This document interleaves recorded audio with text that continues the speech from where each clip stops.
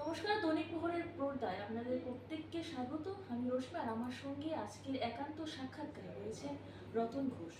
তো দাদা, আপনাকে শুভেচ্ছা জানাচ্ছি দৈনিক প্রহরের পর্দায়। আপনাকেও শুভেচ্ছা দৈনিক প্রহর আসার জন্য, আমার সঙ্গে বিভিন্ন বিষয় নিয়ে চর্চা করা আসার জন্য আপনাকেও ধন্যবাদ। আচ্ছা, আমার যে প্রথম প্রশ্নটা সেটি হচ্ছে, আপনাকে দেখতাম আমরা যে দলের বিভিন্ন কাজে আপনি যুক্ত থাকতেন। আপনি আগে একটা পদে ছিলেন, এখন নতুন করে আরেকটা পদ পেলেন। তো সেই বিষয়ে আপনি কি বলবেন? আমি দীর্ঘদিন ধরে রাজ্য কমিটির সম্পাদকের পদে দায়িত্ব নিয়ে কাজ করতেছিলাম।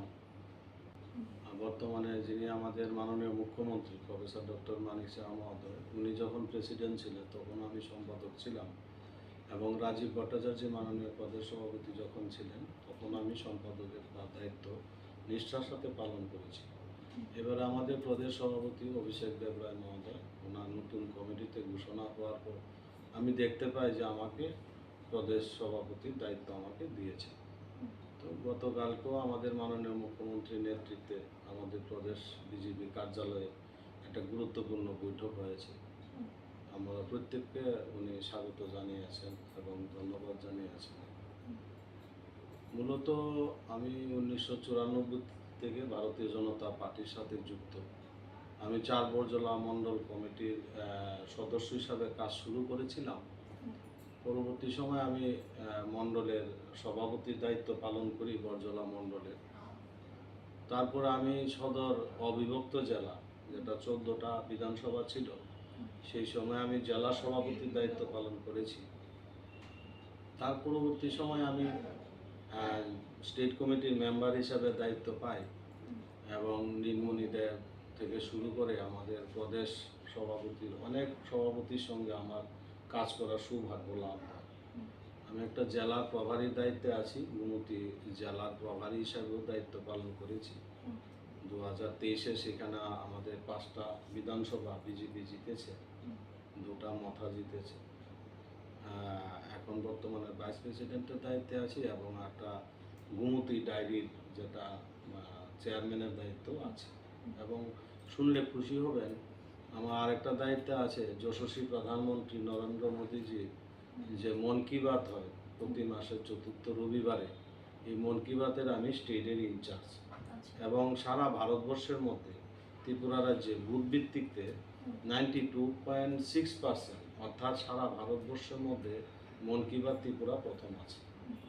আচ্ছা, এই নতুন পদ পেলেন, তারপর আমাদের সামনেই আছে বিসি ইলেকশন। তো সেই ইলেকশন নিয়ে আপনার পদক্ষেপ কি কি রয়েছে, কি কি ভেবেছেন আপনি? না, দলের সিদ্ধান্ত, আমার কোনো পদক্ষেপ নয়। আমরা দল সিদ্ধান্ত নেবে, এবং আমাদের দলই সর্বোপরি। আমরা নির্বাচনের, আমাদের রাজ্য সরকার এবং কেন্দ্রীয় সরকার যেভাবে জনজাতিদের জন্য কাজ করেছে, পিছিয়ে পড়া মানুষের জন্য উন্নয়ন করেছে, বিশেষ করে রাস্তা, জল, বিদ্যুৎ, এবং জনজাতিদের জন্য আমাদের যে ভাতা, সমাজপতিদের জন্য ভাতা প্রদান করেছেন।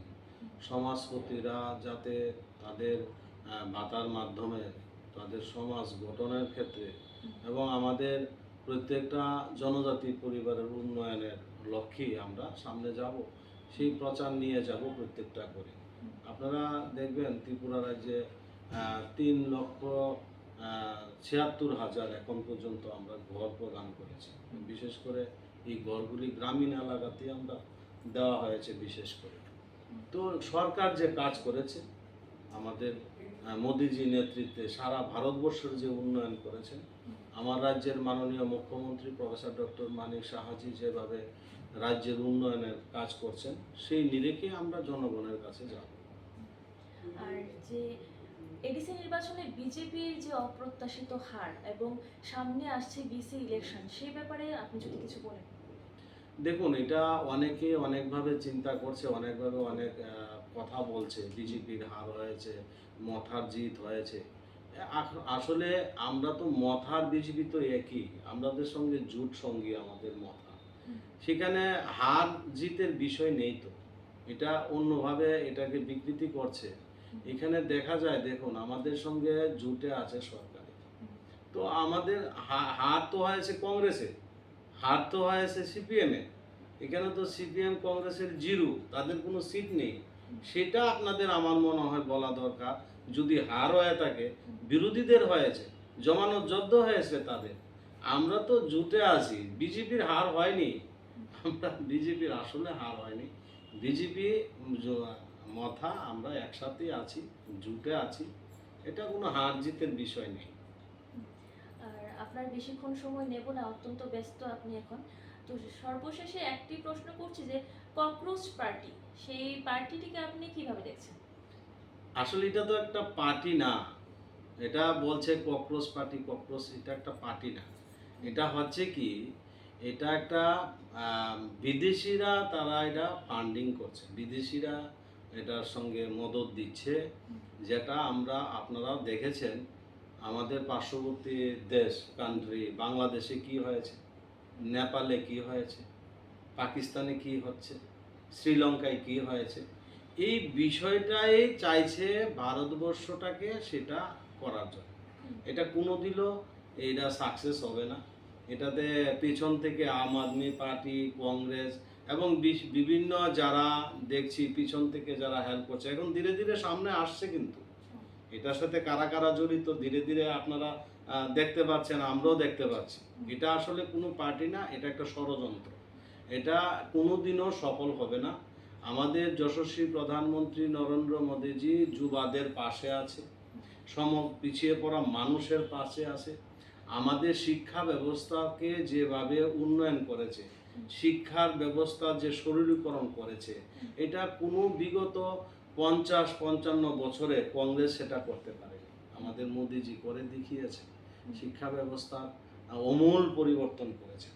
এই ককরোচ পার্টি না, এটা ষড়যন্ত্র করে এই বিজেপির উন্নয়নকে রোখা যাবে না। প্রধানমন্ত্রী যেভাবে দেশের জন্য উন্নয়ন করছে, আজকে বিশ্বের মধ্যে ভারত একটা স্থান পেয়েছে এবং আগামী দিনে দেখবেন মোদিজির যে স্বপ্ন বিকশিত ভারত, বিকশিত ভারত, সেটা হতে যাচ্ছে। এইসব কিছুদিনের মধ্যে দিয়ে দেখবেন এটা সমাধান হয়ে গেছে। কারণ বিকৃত করে, ষড়যন্ত্র করে কোনো আসল কাজ সফল হয় না। সত্যিকারের অর্থে কাজ করতে গেলে মানুষের জন্য কাজ করতে হবে। তারা আসলে সরকারের বিরুদ্ধে কাজ করতে চাইছে, সমাজের বিরুদ্ধে কাজ করতে চাইছে, সমাজকে ধ্বংস করতে চাইছে, দেশকে ধ্বংস করতে চাইছে। দেশকে কোনো মতেই আমাদের সরকার নরেন্দ্র মোদীজি, আমাদের ভারতবর্ষের জনগণ কোনোদিনও তাদেরকে বরখাস্ত করবে না। তো সবশেষে একটাই প্রশ্ন করছি যে নতুন পদে আপনি নিযুক্ত হলেন, এমনকি প্রত্যেকটি জেলাতেই তো নিযুক্ত হয়েছে নতুন পদে, সবাই যুক্ত হয়েছেন। তো আপনার বিজেপি দলকে নিয়ে সামনের দিকে কি কি পরিকল্পনা রয়েছে, আপনি কি কি করতে যাচ্ছেন, কি ভাবছেন রাজ্যকে নিয়ে, একটু যদি বলেন। দেখুন, পরিকল্পনা ব্যক্তিগত কোনো পরিকল্পনা থাকে না আমাদের দলের মধ্যে। আমাদের পরিকল্পনা হচ্ছে সবাই মিলে, আমাদের প্রদেশ নেতৃত্ব, আমাদের প্রদেশ সবাই